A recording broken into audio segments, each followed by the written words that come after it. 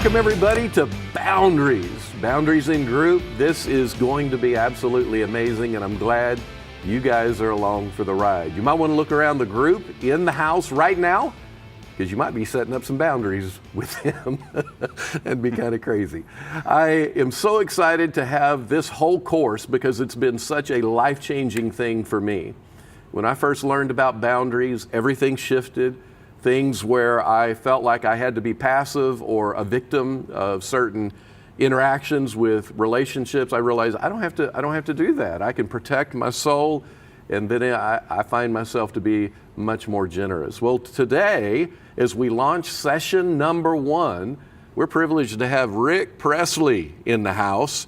Rick and Christine, his wife, are both therapists. Rick is an LCMFT, that's a licensed clinical marriage and family therapist. And he specializes in trauma recovery as well as helping people recover from sexual addiction or really any addiction in any area of life. And so, man, I'm just so blessed we get to do these boundary conversations together. I can't think of anybody I'd rather do it with than you.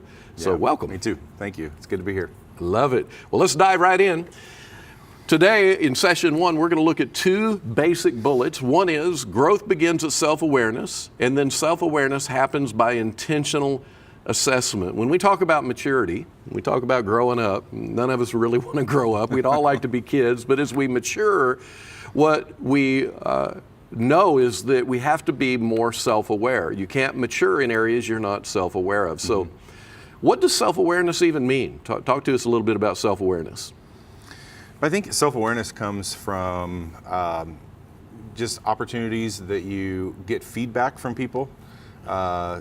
You get, from growing, from a baby, we start to receive feedback from parents, from friends, from siblings, and from mentors and whatever. And as we grow up, they're giving us feedback about our behavior, about how they experience us.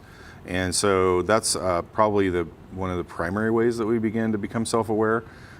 We begin to become self-aware as we grow also based on our own feelings, our own inside of what emotions we're having and what this environment or this person, do they make me happy? Do they make me sad? Do I feel fearful? Yeah. That kind of thing. So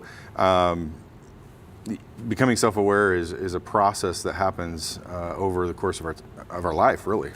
When you first start feeling self-aware, it can be weird. It can feel awkward. It can feel uncomfortable. And yet, it is a part of the growth process. You have to, at some point, recognize when I'm around certain people, they dig, they prod, they ask questions that aren't really about knowledge. It's about how to set me up to take a piece of my soul.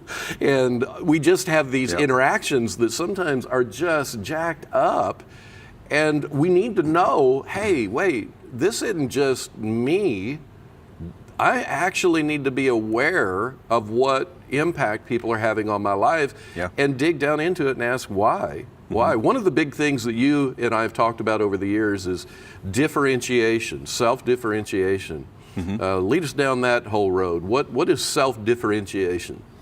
So self-differentiation is the process of becoming our individual selves. So this also begins to happen almost right off the bat. When we're probably 6 months and older, we start to differentiate from our parents. So we're very dependent on them for the first 6 to 8 months of our lives, and then as we begin to be able to move around the room, begin to choose, do we want to eat that or not, and that's when we begin to have some of those moments of pushing against our caregivers or whatever. So it happens very early in life, but a lot of people get stuck in not differentiating from self and being dependent, too dependent upon their caregivers, too dependent on their parents, and then that moves into adult relationships, being too dependent on a friend, or most common is in marriage.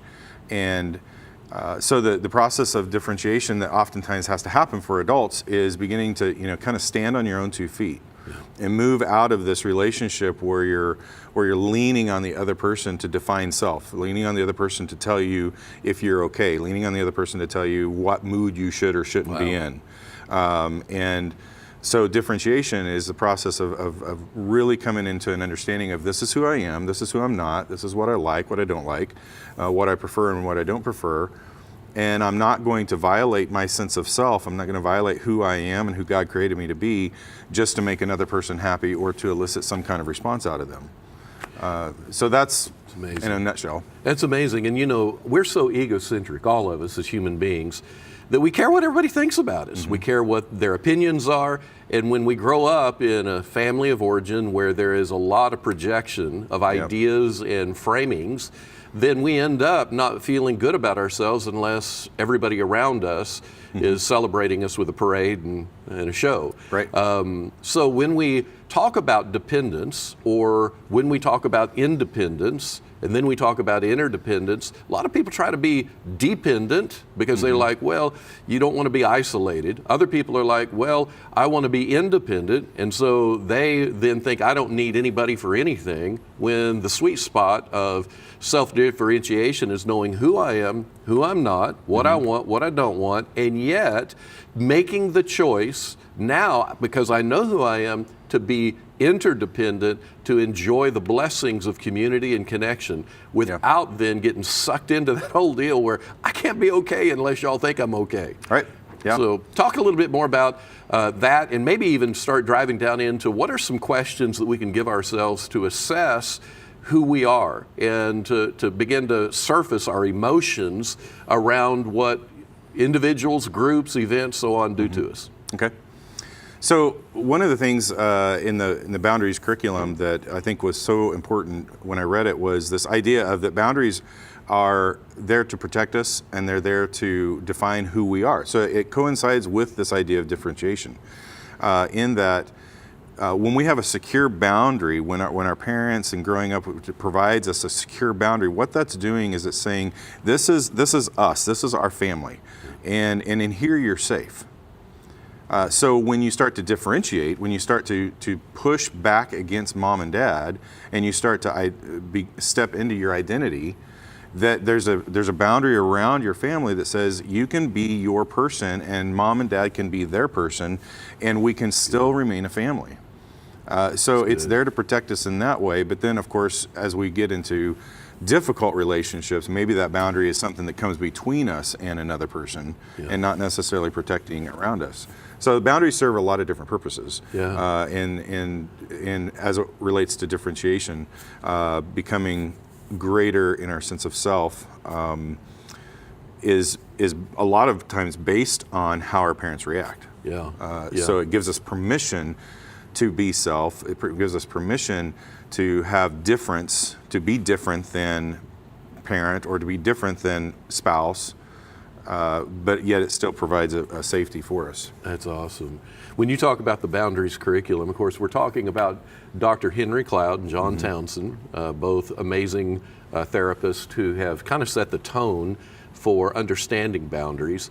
When we talk about boundaries and we go into environments, so you guys all know, Rick and I know what it's like to roll into an environment. Maybe it's at Christmas with family, maybe it's going into an office where a boss is who's just toxic and constantly trying to undermine, dominate, dictate, or maybe it's just a sibling who's always had a rivalry with you. One of the questions I think you have to ask yourself is, how long does it take me to get back to zero? How long does it take me after I'm with them to get back to a regulated emotional self, somebody who is no longer upset, anxious, feeling like a failure, a loser? When we talk about these kinds of folks who judge us, because you know what it's like, man, when somebody throws a judgment at you, or somebody has a moment with you, it's like a Taylor Swift song playing in your head. You can't get it out, man. It just goes and goes and goes. And so talk to us just a little bit about how you would, again, ask yourself certain questions, maybe even around how you justify yourself or how others justify themselves to violate your boundaries. Yeah. So I think becoming that self-aware is to be able to understand my feelings, understand my emotions, our bodies, Yeah. Our bodies are a big indicator of, do we feel safe? Do we feel not safe? That type of thing. And in fact, if you'll listen to your body will oftentimes be the very first indicator Yep. that something's wrong. But oftentimes we're not aware enough of our body and our body sensations, and we wait for the body to happen, and then the emotions to happen, and then the thought to happen, and then the thought clues us in that something's wrong. Yeah. So we Yeah. can get ahead of that if we begin to become aware of ourselves. And one example of that is if you walk through the door of a room and somebody's intentionally standing behind the door to scare you. Yep. What's the first thing that happens? Is you jump and you get all crazy, and then a split second later, your brain catches up and tells you that they're joking around with you, and then that calms your amygdala down, and then you can kind of laugh with them and joke with them. But it's our body that tells us that something's wrong first. Yeah. So as we go through and become more self-aware and doing intentional assessments, it's assessing my body. Yeah. Is my chest feeling something? Is my gut telling me something? Am I carrying tension in my shoulders? Do I have a headache? Those can all be clues that something's up. And then, of course, your emotions. Yeah. Do I feel relaxed or do I feel fearful, tense? What's happening for me emotionally? Yeah. And our emotions are, man, they're an important part of us. Yeah, absolutely. Well, what if somebody says to you, like, oh, quit being so weak, man. You got to be stronger. Everything we're doing is just in fun. We're just doing it in fun. And you're like, it ain't fun to me. I'm not having any fun. In fact, I want to be the one having fun. I'm not having fun. And then people will be like, well, I didn't mean any harm. And it doesn't matter what you mean. Mm-hmm. If somebody violates the boundaries, it doesn't matter what they mean. In fact, when we think of boundaries, it's kind of like, when you watch football. I just watched football Sunday, had a playoff game. We didn't win, but I was watching it. And there is a boundary around the football field. Yeah. And you cannot go outside of the boundaries. Mm-hmm. Well, you are the area inside the boundaries, and that's you. And people may say all kinds of things to justify their violation, but that doesn't mean it's justified. That doesn't mean that that's real or the way that it ought to be. Sometimes you just got to stop and think, why do I just keep thinking about this? I can't get it out of my mind. What they did, what they said, or the fear, I'm getting ready to see him again. Maybe it's an ex that you have been separated from and it's volatile, and you're like, gosh, I don't know how to interact with that person. Yeah. So talk a little bit more about some of the signals, some of the things that you experience with people, even around energy and how stewarding energy matters. Yeah. So the first thing I think about when you're saying that is again, how do we intentionally assess ourselves? And I think another way to do that in a situation like that would be to involve someone else whom you really trust. Where you have a conversation with someone who you know is on your side, but isn't like too on your side. They're kind of trying to see the big picture.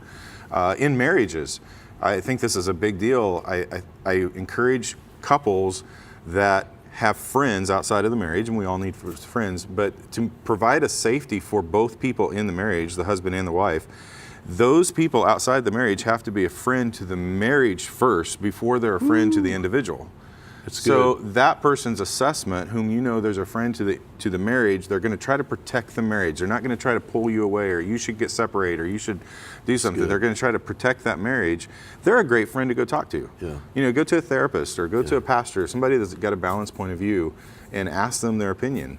And in addition to paying attention to your thoughts, your emotions, your body, and then of course, finding scripture background, something of faith that would resonate with your spirit to confirm, is this the way I'm feeling? Is it appropriate or not? Am I overreacting? Because trauma can make us overreact. And make us react too big. But we have to still listen to ourselves. When we talk about the engagement or application of boundaries in our lives, truly there are people that are completely unaware of what boundaries are. Then you've got kind of rookies at boundaries, and you may feel like you're a rookie. Then you might have somebody who is a pro. Rick is a pro. He has studied this. He has given his life to this. He spends 30, 40 hours a week with people, and probably every client, every person that you work with, boundaries is a fundamental thing. Yep. And so if you have a group of people, and one of my joys in this whole session, this whole group semester, is that you would have friends in your group who began to increase their skills on boundaries. Because you got to have friends that are fighting for boundaries, that have an edge of understanding. Because so many people, they will say something's a boundary, and in this whole semester, we'll come back, Rick and I are going to talk about things that aren't real boundaries, that are myths to boundaries. And you need to have people in your life that not only are growing in an understanding so that they can be a sounding board, but let me say, I think you need a pro in your life. I think you need somebody who can help clarify and define those things. Otherwise, what we find ourselves doing is just kind of, moving around very loosely and having no real clear rails to run on.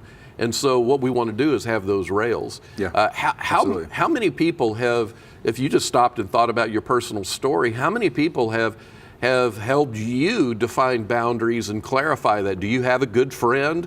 Do you have, professionals that have spoken into your life about it? Oh, absolutely. I think immediately I go back to one of my professors in grad school was so influential in helping me understand boundaries, helping me understand differentiation, develop my sense of self, and also he was just like hardcore on making sure that we as professionals honored our professional ethics, which are designed by an outside organization, tell us as professionals how to act in certain situations, and what's within the boundaries and what's outside, and how to keep ourselves safe.